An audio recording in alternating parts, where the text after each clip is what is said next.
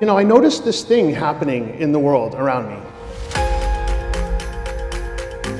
And I'm sure you've all seen this too, and you're all living through this in the places you live and the places you work. We're having too many fights about how old we are.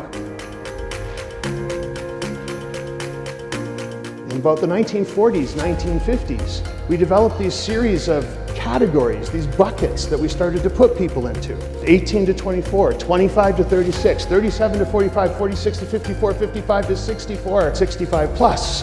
They love the idea that there's people that fit into these categories. And magically, we all believe that on the evening of your 36th birthday, you wake up the next morning and you're something different than you were the day before.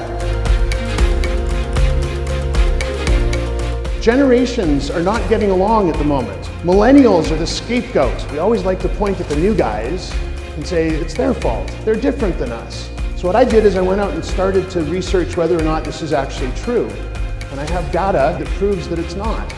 And that in fact, people who are boomers don't resemble each other at all. People who are millennials don't resemble each other at all. And there's no reason for us to be having fights about how old we are and using those outdated demographic stereotypes to figure out how we're going to move forward.